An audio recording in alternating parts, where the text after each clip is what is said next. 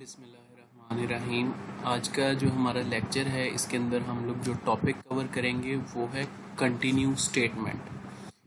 Continue एक keyword है जो कि सी प्लस प्लस के अंदर ख़ास तौर पे लूप्स के अंदर इस्तेमाल किया जाता है। हम अच्छी तरह से जानते हैं कि जब एक लूप की कंडीशन ट्रू होती है तो उसके रिस्पॉन्स के अंदर लूप की बॉडी एग्जीक्यूट होती है। लेकिन कुछ सिचुएशंस ऐसी होती हैं या कुछ सिनेरियोज ऐसे होते हैं जिसमें हम चाहते हैं कि लूप की बॉडी का कुछ हिस्सा एग्जीक्यूट हो और कुछ हिस्सा जो है वो स्किप हो जाए। अब स्किप जो है वो इस अंदाज से हो कि लूप टर्मिनेट ना हो बल्कि नेक्स्ट आइटरेशन के ऊपर चला जाए। ठीक है, तो इसके लिए हम लोग जो चीज़ इस्तेमाल करते हैं या जो स्ट्रक्चर इस्तेमाल करते हैं या जो कीवर्ड इस्तेमाल करते हैं उसे हम कंटिन्यू स्टेटमेंट कहते हैं। तो ये मेरे पास एक सिंपल सा फ्लो चार्ट मौजूद है। पहले मैं इसकी मदद से आप लोगों को एक्सप्लेन करूंगा, उसके बाद आपके बुक की दो एग्जांपल्स हैं, दो प्रोग्राम्स आपकी बुक के अंदर लिखे हुए हैं, उन्हें इस्तेमाल करके एक्सप्लेन करूंगा कि कंटिन्यू कीवर्ड जो है वो किस तरह से इस्तेमाल किया जाता है, उसका क्या बेनिफिट है और किस तरह से वो बिहेव करता है एक लूप की बॉडी के अंदर। ये है जी हमारे पास एक स्टार्ट ऑफ लूप, एक लूप का स्टार्ट है। सबसे पहले उसकी कंडीशन देखी जाती है। जैसे ही कंडीशन ट्रू हो जाती है तो ये स्टार्टिंग पॉइंट है जहां से लूप की बॉडी शुरू हो जाती है। ठीक है, अब यहाँ पर कुछ स्टेटमेंट्स मौजूद हैं, वो एग्जीक्यूट होती हैं। उसके बाद यहाँ पर हमें एक फर्दर कंडीशन जो है वो देखने को मिलती है जिसके नीचे कंटिन्यू को लिखा जाता है। अब अगर तो ये कंडीशन ट्रू हो जाती है तो उस सूरत में कंटिन्यू स्टेटमेंट जो है वो एग्जीक्यूट होती है, जिसकी वजह से इसी लूप की बॉडी के अंदर जो नीचे स्टेटमेंट्स मौजूद हैं उन्हें स्किप कर दिया जाता है और कंट्रोल मूव कर जाता है नेक्स्ट आइटरेशन के ऊपर। यानी कि लूप का जो नेक्स्ट सर्कल है उसके ऊपर कंट्रोल मूव कर जाता है, यानी कि हमारे पास सेकंड आइटरेशन शुरू हो जाती है। इसी तरह से दोबारा से कंडीशन चेक की जाती है, फिर दोबारा से लूप की बॉडी के अंदर एंटर होता है और दोबारा से यहाँ से लेके यहाँ तक मौजूद स्टेटमेंट्स एग्जीक्यूट की जाती हैं और फिर यहाँ पर दोबारा से कंटिन्यू से पहले एक मौजूद कंडीशन को चेक किया जाता है। अगर वो फॉल्स हो जाती है तो इस सूरत में कंट्रोल वापस मूव नहीं करता, वो इसके नीचे मौजूद स्टेटमेंट्स एग्जीक्यूट करता है। जब बॉडी के अंदर मौजूद कंप्लीट स्टेटमेंट्स एग्जीक्यूट हो जाती हैं फिर कंट्रोल मूव करता है नेक्स्ट आइटरेशन की तरफ। ये तरीकाकार होता है किसी भी कंटिन्यू स्टेटमेंट का बिहेव करने का। अब हम एक एग्जांपल करते हैं तो उससे ये काफ़ी हद तक क्लियर हो जाएगा। ये आपकी बुक की ही एग्जांपल जो है मैं इस्तेमाल करूंगा। वो कह रहा है जी write a program that inputs a number from the user using for loop. वो कह रहा है आपने फॉर लूप को इस्तेमाल करते हुए यूजर से इनपुट रिसीव करनी है। It display the number if it is greater than 0, otherwise it inputs the next number using the continue statement। वो कह रहा है कि आपने यूजर से इनपुट रिसीव करनी है फॉर लूप को इस्तेमाल करते हुए। अगर यूजर जो है वो 0 या फिर 0 से स्मॉल नंबर प्रोवाइड करता है तो कंटिन्यू स्टेटमेंट को इस्तेमाल करते हुए आप लोगों ने नेक्स्ट आइटरेशन के ऊपर चला जाना है, उससे नेक्स्ट नंबर के बारे में पूछना है। अगर वो 0 या 0 के से छोटा नंबर प्रोवाइड नहीं करता तो उस सूरत में उस नंबर को कंप्यूटर के स्क्रीन के ऊपर डिस्प्ले करवाना है। ठीक है, मैं दोबारा से स्टेटमेंट को एक दफ़ा उर्दू में एक्सप्लेन करता हूँ। वो कह रहा है आपने फॉर लूप इस्तेमाल करनी है और यूज़र से इनपुट लेनी है। अगर यूज़र 0 या 0 से कोई छोटा नंबर प्रोवाइड करता है तो उसे आपने कंप्यूटर की स्क्रीन पर डिस्प्ले नहीं करवाना। अगर इनके अलावा कोई नंबर प्रोवाइड करता है तो उसे कंप्यूटर की स्क्रीन पर डिस्प्ले करवा देना। तो इसके लिए हम लोग कंटिन्यू स्टेटमेंट इस्तेमाल करते हैं। सबसे पहले हमारे पास एक सिंपल सा प्री प्रोसेसर डायरेक्टिव मौजूद है, उसके बाद हमारे पास एक स्टैंडर्ड इंस्ट्रक्शन मौजूद है, फिर मेन फंक्शन के अंदर हम लोग इंट डाटा टाइप को इस्तेमाल करते हुए दो वेरिएबल्स बना रहे हैं। पहला हम वेरिएबल बना रहे हैं x और दूसरा वेरिएबल हम बना रहे हैं num के नाम से। x वेरिएबल जो है वो एक काउंटर वेरिएबल है जो कि फॉर लूप को कंट्रोल करने के लिए इस्तेमाल होगा। अब यहाँ पर क्योंकि उसने किसी किस्म की कोई रिस्ट्रिक्शन नहीं प्रोवाइड की कि आपने फॉर लूप को कितनी दफ़ा रन करना है, तो हम इस फॉर लूप को 5 दफ़ा जो है वो रन कर लेंगे। ठीक है, इसलिए हमने x की इनिशियल वैल्यू 1 प्रोवाइड कर दी और कंडीशन के अंदर लिख दिया x less than equal to 5, यानी कि जब तक x की वैल्यू 5 से कम या 5 के बराबर रहेगी तब तक ये लूप कंटिन्यू करे, तब तक ये लूप आइट्रेट करती रहे, यानी ये लूप 5 दफ़ा जो है वो अपने आप को एग्जीक्यूट करेगी। उसके बाद हमने इंक्रीमेंट ऑपरेटर इस्तेमाल किया ताकि कोई ना कोई ऐसी सिचुएशन लाजमी हो जिसमें ये लूप टर्मिनेट हो। ठीक है, अब आ जाते हैं लूप की बॉडी के अंदर। लूप की बॉडी के अंदर सबसे पहले हमने एक सी आउट स्टेटमेंट लिखी, उसने कहा जी, जिसमें हमने कहा एंटर अ नंबर, यूजर से एक नंबर रिसीव किया। यूजर ने जो भी नंबर प्रोवाइड किया उसे हमने नम नाम के वेरिएबल के अंदर स्टोर कर दिया। अब हमने प्रोग्राम की रिक्वायरमेंट के अकॉर्डिंग चेक करना था कि अगर वो नंबर जो है 0 या 0 से छोटा है तो हमने कंटिन्यू कर जाना है, यानी कि नेक्स्ट आइटरेशन के ऊपर चले जाना, यूजर से दोबारा से नंबर पूछना है। ठीक है, तो हम इफ कंडीशन लिखेंगे, if num less than equal to 0, यानी अगर नंबर की वैल्यू 0 या उससे कम है तो उसके फौरन बाद हमने कंटिन्यू स्टेटमेंट लिख दी। जब हम कंटिन्यू स्टेटमेंट लिख देंगे तो कंट्रोल जो है वो आगे मौजूद स्टेटमेंट जो है उसे एग्जीक्यूट नहीं करेगा, बल्कि दोबारा से यहाँ पर मूव कर जाएगा और नेक्स्ट आइटरेशन के ऊपर आ जाएगा।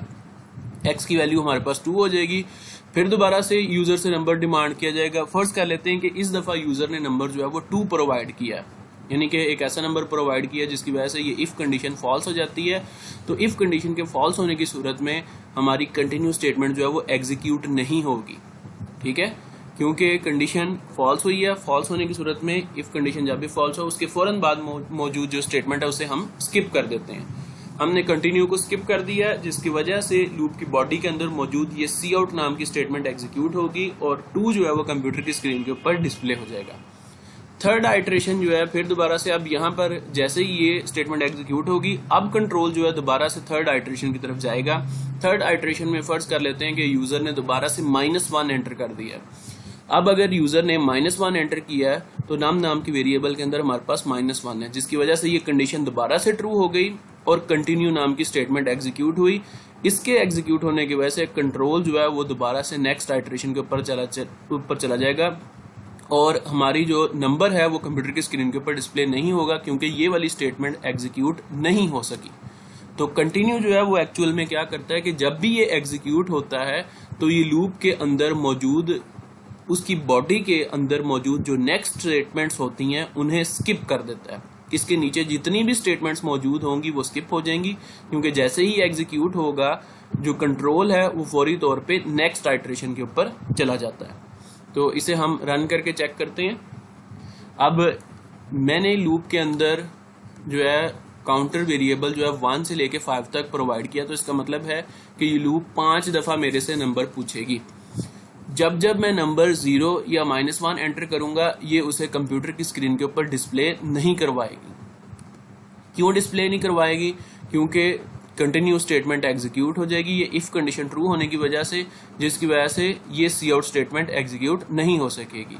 और अगर मैं नंबर जो है वो 0 या उससे ग्रेटर प्रोवाइड करूंगा, 0 से ग्रेटर नंबर प्रोवाइड कर दूंगा, तो इस सूरत में ये इफ कंडीशन फॉल्स होगी, जिसकी वजह से ये कंटिन्यू स्टेटमेंट एग्जीक्यूट नहीं हो सकेगी, ये स्किप होगी। इसके स्किप होने की रीजन से हमारे पास ये नेक्स्ट जो सी आउट स्टेटमेंट है एग्जीक्यूट होगी और नंबर कंप्यूटर की स्क्रीन के ऊपर डिस्प्ले होगा।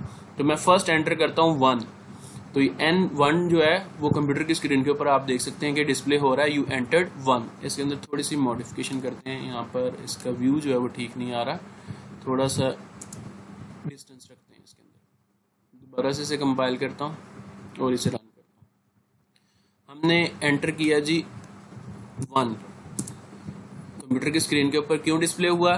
क्योंकि जब हमने 1 एंटर किया, फर्स्ट आइटरेशन थी लूप की, हमने सी आउट मैसेज दिया, एंटर अ नंबर, यूजर ने एंटर किया, नंबर नाम के वेरिएबल, नाम के वेरिएबल के अंदर वैल्यू हो गई हमारे पास 1। हमारी इफ कंडीशन जो है वो ट्रू हो गई। इफ कंडीशन के ट्रू होने की वजह से, इफ कंडीशन जो है हमारी फॉल्स हो गई, जिसकी वजह से ये कंटिन्यू नाम की स्टेटमेंट जो है वो स्किप हो जाएगी और नेक्स्ट जो है ये सी आउट स्टेटमेंट एग्जीक्यूट हो जाएगी, जिसकी वजह से ये नंबर जो है कंप्यूटर की स्क्रीन के ऊपर डिस्प्ले हो रहा है। अब मैं एंटर करता हूँ -1। अब मैं -1 एंटर कर रहा हूं, तो जैसे ही मैं -1 एंटर करूंगा तो इस सूरत में ये इफ कंडीशन ट्रू हो जाएगी, क्योंकि नंबर जो है वो 0 से लेस हो या फिर 0 के बराबर हो तो ये कंडीशन ट्रू होगी। -1 क्योंकि 0 से लेस है, कंडीशन ट्रू हो गई, जिसकी वजह से कंटिन्यू स्टेटमेंट एग्जीक्यूट होगी। अगर कंटिन्यू स्टेटमेंट एग्जीक्यूट हो जाएगी तो कंट्रोल नेक्स्ट आइट्रेशन पे मूव कर जाएगा, बजाय इसके कि ये सी आउट स्टेटमेंट को एग्जीक्यूट करे।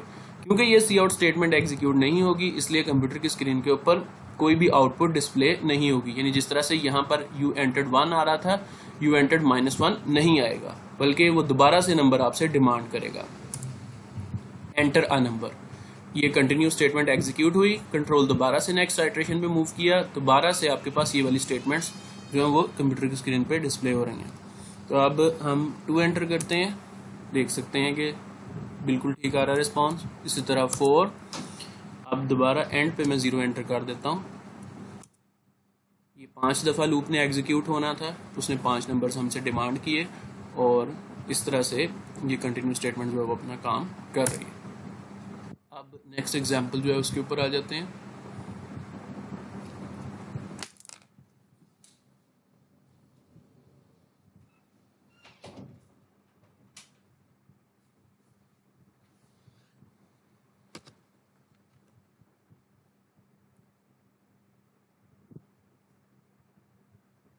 नेक्स्ट एग्जांपल है जी ये,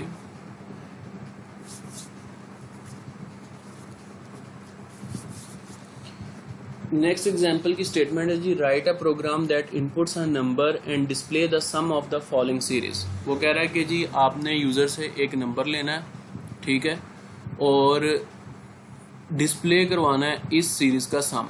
ये हमारे पास आप देख सकते हैं कि एक सीरीज गिवन है, इसमें n जो है ये यूजर प्रोवाइड करेगा, यानी कि ये सीरीज कहाँ तक चलेगी। अब जो देखने वाली चीज है, इस सीरीज के अंदर सारे के सारे ऑड नंबर्स हैं, 1, 3, 5, 7, ठीक है। आप सीरीज देख के फौरी तौर पे अंदाजा कर लेंगे कि ये किस किस्म की सीरीज है। तो इसकी मदद से हम लोग जो है वो इस सीरीज के नंबर्स को जमा करेंगे और इसका सम जो है वो कंप्यूटर की स्क्रीन के ऊपर डिस्प्ले करवाएंगे। अब यहाँ पर हम कंटिन्यू को किस तरह से इस्तेमाल करेंगे वो देखते हैं। सबसे पहले हमारे पास एक सिंपल सा प्री प्रोसेसर डायरेक्टिव है, फिर हमारे पास एक स्टैंडर्ड इंस्ट्रक्शन मौजूद है, उसके बाद हमारे पास मेन फंक्शन मौजूद है, उसके बाद हम इंट सम नाम का वेरिएबल जो है वो क्रिएट करते हैं और इसकी इनिशियल वैल्यू हमने 0 प्रोवाइड कर दी है, क्योंकि हमने सारे नंबर्स को ऐड करना है और ऐड करके इस वेरिएबल के अंदर स्टोर करवाना है और फिर इसे कंप्यूटर की स्क्रीन पर डिस्प्ले करवाना है।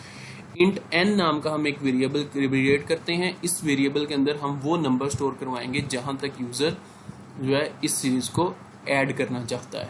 तो हमने सी आउट मैसेज डिस्प्ले करवाया, एंटर अ नंबर, यूजर ने नंबर एंटर किया और इस n नाम के वेरिएबल के अंदर आके वो स्टोर हो गया। अब हम फॉर लूप लिखते हैं और फॉर लूप के अंदर हम एक वेरिएबल बना रहे हैं इंट सी के नाम से और उसे इनिशियलाइज भी करवा रहे हैं। काउंटर वेरिएबल हमने लूप के अंदर ही बना लिया, जो मैंने आपको प्रीवियस लेक्चर के अंदर भी बताया था कि आप काउंटर वेरिएबल जो है वो लूप के अंदर ही फॉर लूप के अंदर बना सकते हैं। उसके बाद हमने लिखा i less than equal to n, क्योंकि हम सीरीज को वहां तक ऐड करना चाहते हैं जहां तक यूजर चाहता है। तो हमने यहाँ पर कंडीशन क्या लिखी, i तब तक आइटरेट करेगा, यानी ये लूप तब तक चलती रहेगी जब तक इसकी मैक्सिमम वैल्यू जो है वो less than equal to n, यानी कि यूजर के प्रोवाइड किए गए नंबर से कम या उसके बराबर रहेगी। उसके बाद हमने i को इंक्रीमेंट किया और यहाँ पर हमारे पास लूप की बॉडी शुरू हो गई। अब यहाँ पर हमने एक इफ कंडीशन लिखी और इसके अंदर लिखा i मॉडुलस 2, क्योंकि हमने जो नंबर्स ऐड करने हैं वो सारे के सारे ऑड हैं, तो हम लिखेंगे i modulus 2 is equal to 0। अगर i जो कि काउंटर वेरिएबल है, इसके मॉडुलस लेने पे आंसर हमारे पास 0 आए तो हमारे पास कंटिन्यू स्टेटमेंट एग्जीक्यूट हो जाए। क्यों कंटिन्यू स्टेटमेंट एग्जीक्यूट हो, क्योंकि अगर हम i का मॉडुलस लें 2 से और आंसर 0 आ जाए तो हमारे पास नंबर जो आएगा वो जाहिर सी बात है इवन नंबर होगा, जबकि हमने जो नंबर्स ऐड करने हैं वो सारे के सारे ऑड नंबर्स हैं। तो जब इवन नंबर होगा कंडीशन ट्रू होगी, कंटिन्यू स्टेटमेंट एग्जीक्यूट होगी, तो जिसकी वजह से जो हमारे पास सम नाम का वेरिएबल है उसके अंदर हम उस इवन नंबर को ऐड नहीं करेंगे। अगर हमारे पास i की वैल्यू जो है ऐसी होगी जिसकी मॉडुलस लेने पे आंसर 0 के इक्वल ना आए तो वो नंबर डेफिनेटली ऑड होगा, जिसकी वजह से ये कंडीशन फॉल्स हो जाएगी, कंटिन्यू की स्टेटमेंट एग्जीक्यूट नहीं हो सकेगी और सम नाम के वेरिएबल के अंदर वो वैल्यू ऑड वैल्यू जो है वो ऐड होती जाएगी।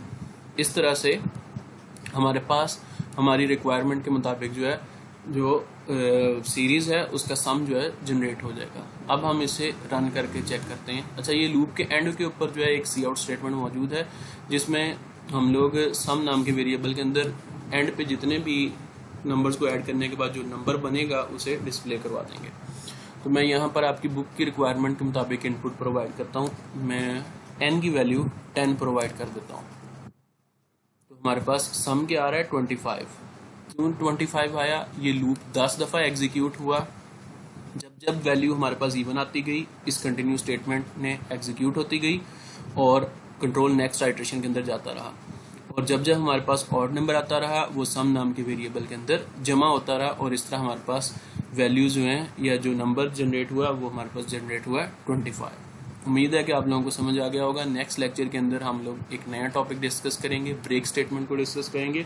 ब्रेक स्टेटमेंट को आप ऑलरेडी जो है स्विच स्ट्रक्चर के अंदर इस्तेमाल कर चुके हैं, लेकिन उसे लूप्स के अंदर भी इस्तेमाल किया जाता है। स्विच स्ट्रक्चर के अंदर ब्रेक को कहाँ पर इस्तेमाल किया जाता है, उसे रिवाइज करने के लिए आप लोग एक दफ़ा दोबारा से स्विच स्ट्रक्चर देखें और देखें कि उस लेक्चर के अंदर मैंने आप लोगों को क्या बताया था कि ब्रेक स्टेटमेंट को अगर स्विच स्ट्रक्चर के अंदर या केस के अंदर आप नहीं लिखेंगे तो उसके कॉन्सिक्वेंसेस क्या होंगे। तो नेक्स्ट लेक्चर के अंदर ब्रेक स्टेटमेंट को डिस्कस करेंगे। तब तक के लिए खुदा हाफिज़।